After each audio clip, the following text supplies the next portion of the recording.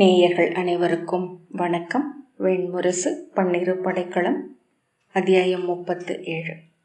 இந்திரபிரஸ்தத்திலிருந்து இளைய யாதவரும் பீமனும் கிளம்பிய போது நகரம் மழை சரித்த பல்லாயிரம் பட்டுத்திரைகளால் மூடப்பட்டிருந்தது.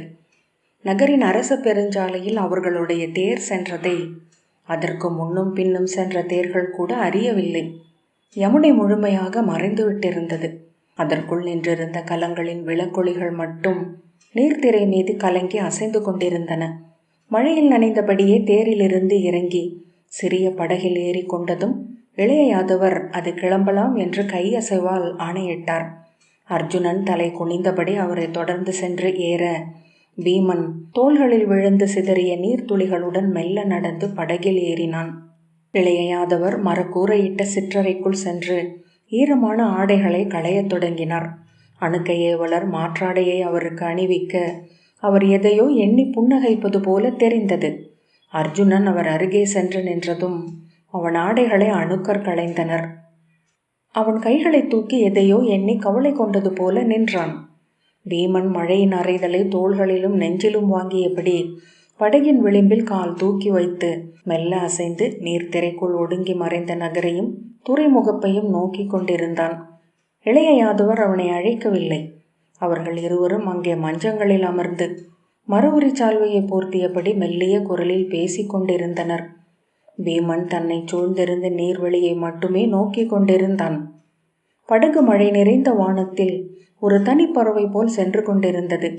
நீர்ச்சரிவு வழியாகவே வானிலிருந்து இருட்டு இறங்கி வந்து சூழ்ந்தது.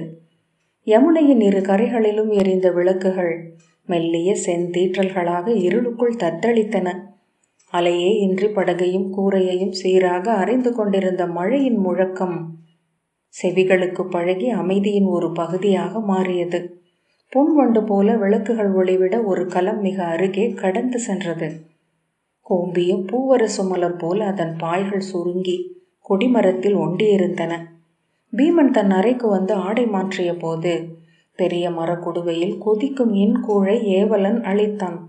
அதை இரு கைகளாலும் பற்றியபடி தலை குனிந்து அமர்ந்து அவன் அருந்திய போது கீழிருந்து மேலே வந்த இளைய யாதவர், மெல்லவே போக முடியும் பாண்டவரே, நாம் நாளை புலரியில் மகதத்தை அடைந்து விடுவோம் என்றார்.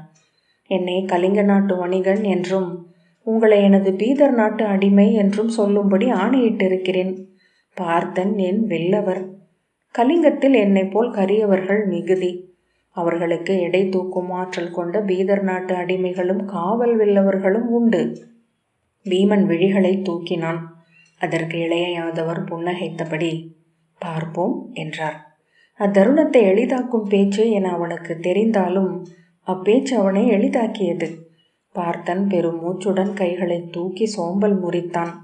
துயில்வோம், நாளை நாம் ஆடலுக்குள் இறங்குகிறோம் என்றார் இளைய யாதவர்.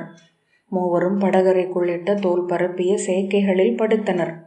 இளைய யாதவர், முன்பு ஆரியவர்த்தம் எங்கும் மழை விழா பெரும் கொண்டாட்டமாக இருந்திருக்கிறது என்று நூல்கள் காட்டுகின்றன. இப்போது மழை குறைவான பாலை பகுதிகளில் மட்டுமே இவ்விழவு உள்ளது. இது உண்மையில் நாகர்களின் விழவு. இடையற்ற மழையை அவர்கள் வெண்ணருள் என கொண்டாடுகிறார்கள். மகதத்தில் நின்று போன இவ்விழவை ஜராசந்தர் ஆட்சிக்கு வந்தபோது மீண்டும் கொண்டு வந்துள்ளார் என்றார்.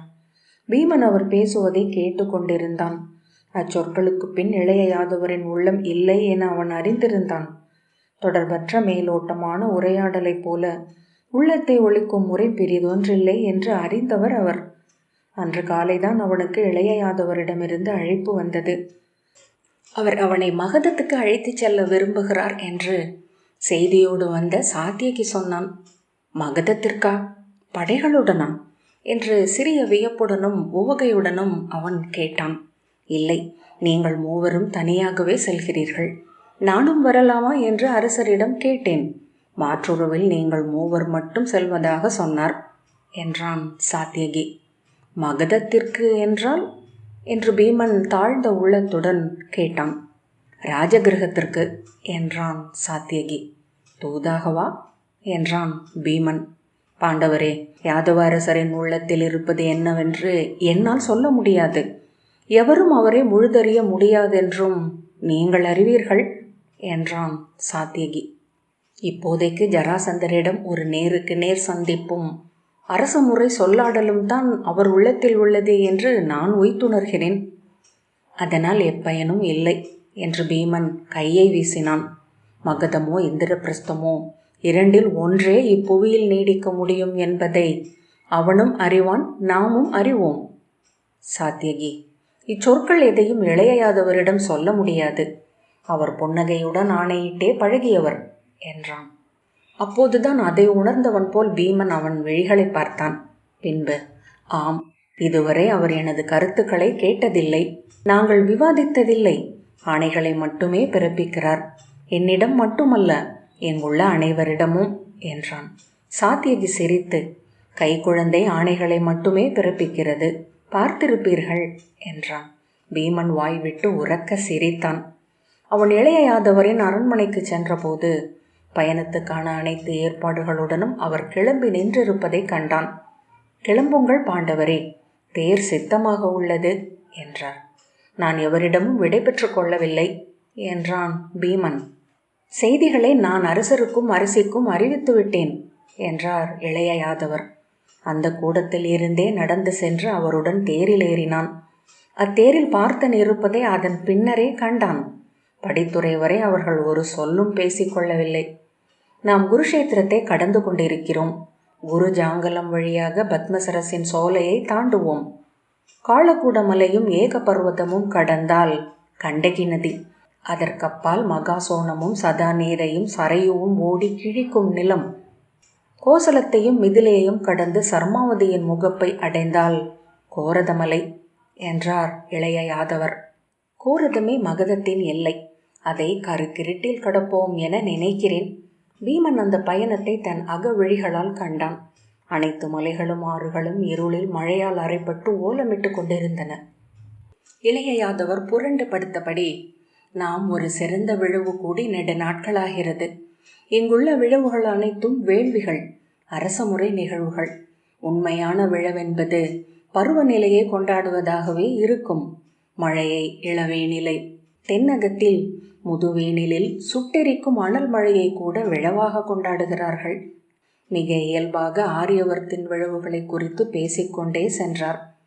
இளவேனிலின் முதல் புல்லை விழவெடுத்து கொண்டாடுகிறார்கள் யாதவர்.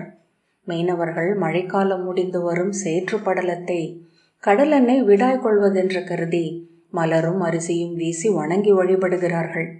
முதல் மீன் அன்னைக்கே திருப்பி படைக்கப்படுகிறது. இமயச்சரிவுகளில் முதல் வெண்பனி இறங்குகையில் விழவு எழுகிறது. அது விண்ணாளும் அன்னையொருத்தியின் முந்தானையின் சரிவு என்கிறார்கள் கவிஞர்கள். அத்தனை விழவுகளிலும் ஆட வேண்டும் என்று எண்ணிக்கொள்வேன் பாண்டவரே என்றார். அவரே சிரித்து கொண்டு, ஒரு விழவிலிருந்து பிரிதொன்றுக்கென சென்று கொண்டே இருக்க வேண்டும். பாரத வருஷம் முழுக்க ஒருவன் அலைவான் என்றால் ஒவ்வொரு நாளும் விழவிலேயே வாழ்ந்து முதிர்ந்து மறைய முடியும் என்றார். பீமன் அதை தன் கற்பனையில் எண்ணி பார்த்தான். அறைக்குள் எரிந்த சிற்றகல் ஒளியில் அவன் புன்னகையை பார்த்த இளைய யாதவர் தலை தூக்கி அதை கையில் தாங்கியபடி, எத்தனை இனியது அது அல்லவா? விழவுகளில் நம்மை சுற்றி மானுடர் இருக்கிறார்கள். ஆனால் உறவுகள் என்று ஏதுமில்லை. காற்றில் கொந்தளிக்கும் இலை பரப்புகள் போல் முகங்கள். அவை அனைத்தும் உவகை நிறைந்திருக்கும். அவ்வுவகையின் அடிப்படையே அப்போது உறவுகள் என்று ஏதுமில்லை என்பதுதானா? எவருக்கும் நாம் கொடுப்பதோ பெறுவதோ இல்லை என்பதனால்தானா விழவுகளில் நாம் நிலையழிந்து கொண்டாடுகிறோம்? பீமன், விழவு சில நாட்களே, அதற்கென்ற ஆண்டு முழுக்க ஈட்டுகிறோம் என்றான். அவ்வாறில்லை என்று மீண்டும் மல்லாந்து படுத்தபடி இளைய யாதவர் சொன்னார். ஈட்டுபவர்கள் ஆணவத்தை சேர்க்கிறார்கள். ஆணவம் தனிமையை அளிக்கிறது. அவர்களால் கரைந்து கொண்டாட முடியாது. விழாவில் ஆடுபவர் சிறுவரும் மகளிருமே. வணிகர்கள் விழாவில் ஆடி பார்த்திருக்கிறீர்களா? பீமன் ஆம் என்றான். நான் காட்டில் அரக்க குடிகளையும் அசுர குடிகளையும் பார்த்திருக்கிறேன்.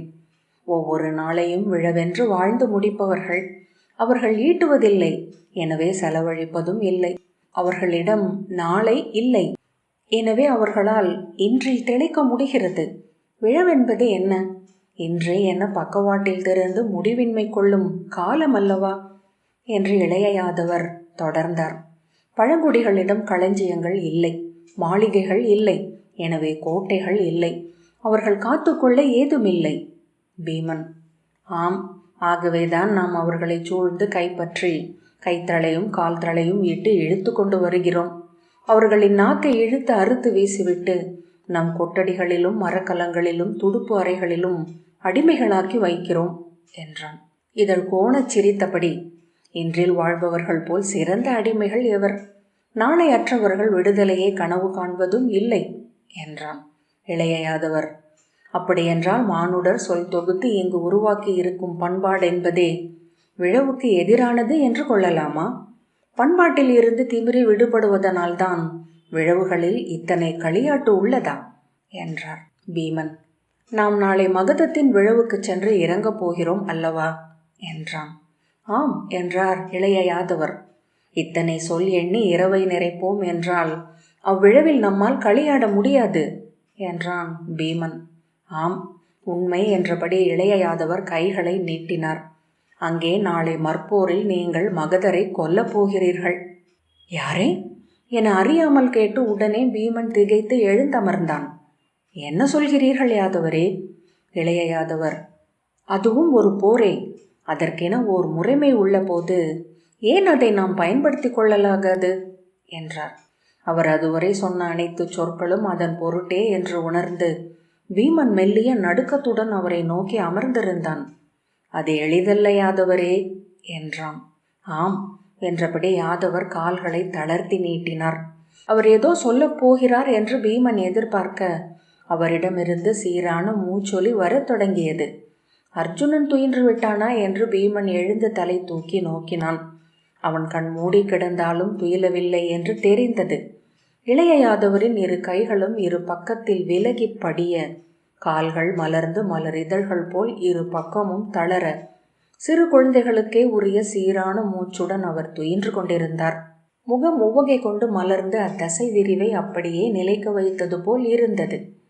இசை கேட்டு கனவில் ஆழ்ந்த கந்தர்வனின் ஓவியம் போல, அல்லது அருள் புரிய கை மலர்ந்து நிற்கும் விண்ணளந்தோனின் கருவறை சிலை போல, அகல் விளக்கின் ஒளியில் ஆடுவது போல தெரிந்த அம்முகத்தையே அவன் பார்த்து கொண்டிருந்தான். நெற்றி வளைவில், மூக்கின் கூர்மையில், கன்னங்களில், தோளில் எங்கும் உடற்செதுக்கின் முழுமை என்பது இருக்கவில்லை. ஒவ்வொன்றிலும் ஒரு சிறு குறை, ஒரு வளைவு. ஆம், இவர் யாதவ குடிகள் கொண்டாடுவது போல தெய்வம் அல்ல, மானுடரே. ஆனால் அவை இணைந்து உருவான உடல் பிழையற்ற முழுமை கொண்டிருந்தது. அவ்வாறன்று பிரிது அமைய முடியாது என்பது போல அங்கே கிடந்தது.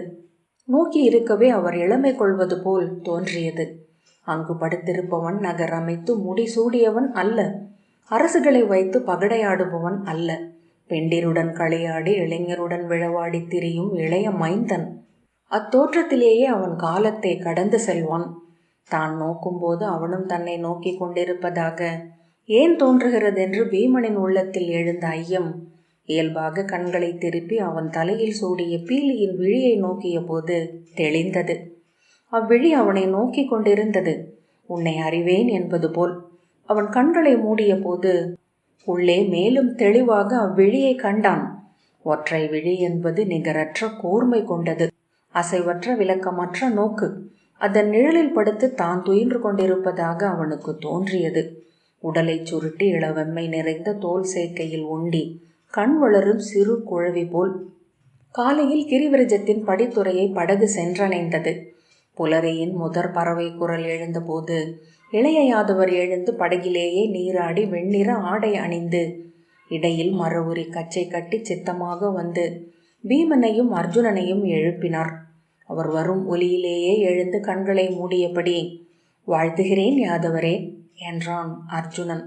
கைகளை கூப்பியபடி கண்களை திறந்து அவர் முகத்தை பார்த்து புன்னகைத்தான். மல்லரை எழுப்பு பார்த்தா என்றார் இளைய யாதவர். அர்ஜுனன் பீமனின் கால்களை தட்டி, மூத்தவரே, கிரிவிரஜம் நெருங்குகிறது என்றான்.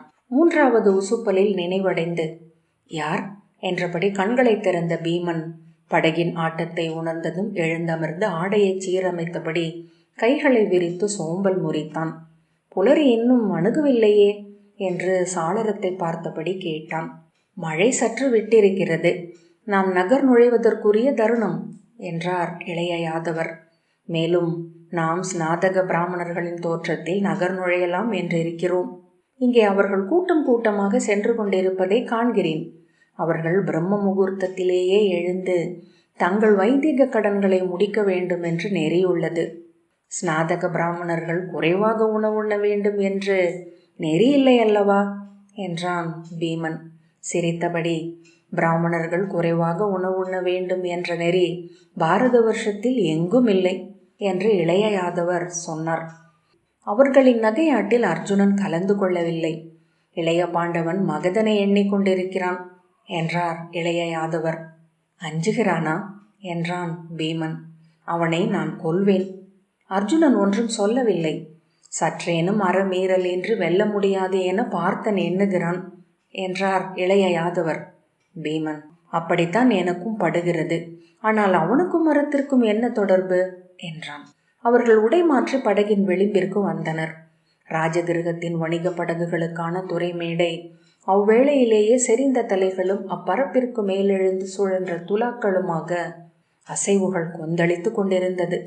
மழை தொடங்கிய பின்னரும் இங்கு வணிகம் குறையவில்லை என்றான் பீமன். மழை இன்னும் முழுமையாக தொடங்கவில்லை. அதற்குள் களமிறக்கி விடலாம் என்று எண்ணி கிளம்பியவர்கள் வந்து கொண்டேதான் இருப்பார்கள். இன்னும் ஓரிரு நாட்களில் துறைகளில் கலங்கள் நனைந்த பறவைகள் போல் சிறகுதுக்கி ஒதுங்கிவிடும் என்று இளைய யாதவர் சொன்னார். அவர்கள் துறை மேடையில் இறங்கி படை வீரர்களின் வாழ்த்துக்களை பெற்றபடி நடந்து நகருக்குள் நுழைந்தனர். மகதத்தின் தலைநகரம் 3 நகர்களின் கூட்டு என்று பீமன் அறிந்திருந்தான். கிரிவிரஜம் என்று அழைக்கப்பட்ட 3 சிறிய குன்றுகளால் ஆன பகுதி கங்கையின் ஓரமாக இருந்தது. அக்குன்றுகளின் நடுவே கங்கை நீர் உள்ளே புகும் வளைவுகளில் இருபுறமும் படகு துறைகள் அமைக்கப்பட்டிருந்தன. ஒரு படகுத்துறை முழுமையாகவே அரச குடியினர் அரசியல் செயல்பாட்டுக்கென ஒதுக்கப்பட்டிருந்தது. ஒரு படகுத்துறை பெருங்கலங்களுக்கும் பிரிதொன்று சிறு கலங்களுக்கும் என அமைந்திருந்தது. கிரிவிரஜத்துக்குள் நுழைந்த 3 அரச பாதைகள் அங்கிருந்து 7 அங்காடி நிறைகளை கடந்து அமைச்சர்களுக்கும் படைத்தலைவர்களுக்கும் பெரு வணிகர்களுக்கும் உரிய மாளிகைகள் அமைந்த 4 சாலை வளையங்களை கடந்து ராஜகிருகம் என்று அழைக்கப்பட்ட உள்கோட்டைக்குள் நுழைந்தன. அதற்குள் மகதத்தின் தொன்மையான 12 குடிகளின் தலைவர்களும் வைதிகர்களும் அரச குடியினரும் மட்டுமே இல்லம் கொண்டிருந்தனர். அரண்மனையின் உள்கோட்டைக்குள் பாரத வருஷத்தின் தொன்மையான அரண்மனை தொகுதிகளில் ஒன்றாகிய மாகதம் நின்றிருந்தது. அரண்மனை செண்டின் மையத்தில் 12 அடுக்குகள் கொண்ட மரத்தாலான மாளிகை ஜராசந்தனுடையது. அதன் இருபுறமும் 8 கைகளைப் போல் விரிந்து சென்ற மாளிகை நிறைகளில் அரசு அலுவலகங்களும் பேரவைகளும் குடியவைகளும் கருவூலங்களும் அறமன்றுகளும் இருந்தன. ஜராசந்தனின் அரண்மனை முன்பக்கம் மிக பெரிய பிறை வடிவ செண்டு வழியும் பின்பக்கம் நீள் சதுர வடிவான இளஞ்சோலையும் கொண்டிருந்தது. ராஜகிருகத்திற்கு அப்பால் குறுங்காடொன்று பேணப்பட்டது. அதற்குள் செல்லும் தேர்ச்சாலைகள் 2 அங்கிருந்த சைத்தியகம் என்னும் சிறிய மலையை சென்றடைந்தன. உயரமற்ற சால மரங்களும் பலாச மரங்களும் கிளை பின்னிச் செறிந்து அந்த மலையே மகதர்களின் தொல்குடி இருந்த இடம் என்று அழைக்கப்பட்டது. 7 காவல் கோட்டங்களால் அது காக்கப்பட்டது. அப்பால் அரச முறையினர் அன்றி பிறர் செல்ல ஒப்புதல் இருக்கவில்லை. நகரை மூடி பெய்து கொண்டிருந்த மழையின் ஊடாக மூவரும் நடந்தனர். நீர்த்திரையே அவர்களுக்கு மறைவென ஆயிற்று. பீமனின் பெருந்தோள்களை கூட எவரும் காணவில்லை. மிக அண்மையில் அவனை கண்ட சிலர் திகைத்து விழி தூக்கி சொல்லெடுக்க வாய் திறப்பதற்குள் அவன் நீருக்குள் மறைந்தான். அவர்கள் நகருக்குள் விழவு காண இறங்கி மக்களுக்குள் கலந்துள்ள கந்தர்வர்களோ தேவர்களோ என்று எண்ணி மயங்கினார்கள். நகர் மக்களில் அப்போது கள்ளுண்ணாதவர்கள் சிலரே. மகதத்தின் மழை விழா தொடங்கி 3வது நாளாகி இருந்தது. 12வது நாள் விழவு முடிவது வரை நகரின் மக்கள் களிமயக்கில் காலமோ இடமோ என்று எங்கும் நிறைந்திருப்பார்கள். எங்கு விழித்தெழுகிறார்கள் என்றோ, எங்கு விழுகிறார்கள் என்றோ, எங்கு மீண்டும் துயில்கிறார்கள் என்றோ அவர்கள் அறிந்திருப்பதில்லை. விண்ணுலாவிகளான தெய்வங்கள் ஒவ்வொரு மனிதரையும் மேலே நின்று நோக்கி சுட்டு விரல் தொட்டு தெரிவு செய்து தங்களை அவர்கள் மேல் பொழிந்து கொள்கின்றனர். பின்பு நிகழ்பவை அத்தெய்வங்களின் களியாட்டு. நுகரப்படுபவை அனைத்தும் அத்தெய்வங்களுக்குரியவை. விழவு முடிந்து சிறகு கொண்ட பட்டாம்பூச்சி போல கூட்டை உடைத்து அவர்கள் செல்வர். தளர்ந்து விழுந்து கிடக்கும் மக்கள் தங்கள் கனவுகளுக்குள் தெய்வம் என்றாகி அவ்விண்ணுலகுக்கு சென்று அத்தெய்வங்கள் ஆடும் களியாட்டை தாங்கள் ஆடத் தொடங்குவார்கள். நகரத்தில் உள்ள அனைவருமே பசுநெய்யும் எண்ணெயும் அரக்கும் கலந்த பூச்சை உடம்பெங்கும் அணிந்திருந்தனர். அது ஓயாது பெய்து கொண்டிருந்த மழையிலிருந்து தோலுரை என அவர்களை காத்தது. நெய் பூச்சு பெற்ற உடல்கள் மின்ன மக்கள் மழைக்குள் செல்வது நீருள் மீன்கள் என தோன்றியது. மூவரும் அங்காடிக்குள் புகுந்து கடை நிறைகளுக்குள் சென்றனர். நின்று பெய்த மழைக்குள்ளேயே கடைகளில் பொருட்களை விற்றும் வாங்கியும் கூச்சலிட்டு கொண்டிருந்தனர் மக்கள். மழைக்கு பழகிய கடை நாய்கள் கூட அவ்வப்போது உடல் உதறி நீர் சிதறடித்தபடி அவர்களுக்கிடையே வால் குழைத்து உடல் வளைத்து சென்றன. தங்கள் மேல் சொரிந்த மழை தாரைகளை உடல் தசைகளை விதிர்த்து உதறியபடி குஞ்சிரோமம் நீர் வழிய கழுத்தில் ஒட்டி இருக்க ஒற்றைக்கால் தூக்கி நின்றிருந்தன புறவிகள். அனைத்து அங்காடிகளிலும் காய்கறிகளையும் தேன் புட்டிகளையும் நறுமணச்சாறுகள் கொண்ட மூங்கில் குழாய்களையும் பித்தளையும் வெள்ளியும் கொண்டு சமைத்த அணிகளையும் பல வகை படைக்கலங்களையும் பரப்பி வைத்து வருக வருக என்று கூவி விற்று கொண்டிருந்தனர் பீதர் நாட்டு வணிகர். கையெட்டும் தொலைவு கொன்றென மதுக்கடைகள் நுரைத்து வழிந்த பெருங்கலங்களுடன் என மாந்தர் மொய்க்க இறைந்து கொண்டிருந்தன. பீமன், லேபனங்களுக்கென்று ஒரு கடை என்றான். இந்த மழை அவற்றை உடனே கழுவிவிடும். எனவே மேல மேல தேவைப்படுகிறது போலும் என்றார் இளைய யாதவர். பீமன் அக்கடைக்குள் நுழைந்து செம்மஞ்சள் பொடியும் செம்பஞ்சு குழம்பும் வெண் சுண்ணமும் மலர் சாறுகளும் புனுகும் சவ்வாதும் கஸ்தூரியும் நிறைந்திருந்த யானங்கள் நடுவே நடந்தான். மல்லரே, வருக, தங்கள் உடலணியும் நறுமணம் ஒன்று இங்குள்ளது என்று அங்கு நின்றிருந்த யவன பெண் உடல் வளைத்து அழைத்தாள். பீமன் சென்று அவளிடம் குனிந்து பொன் நாணயம் ஒன்றை எடுத்து அவளுக்கு முன் இருந்த பெட்டியில் இட்டான். பொன்னாணயம், பொன்னாணயம் கொண்ட ஒரு பிராமணர் என்று அவள் கூவினாள். சிரித்தபடி மேலும் யவன பெண்கள் பீமனை சூழ்ந்தனர்.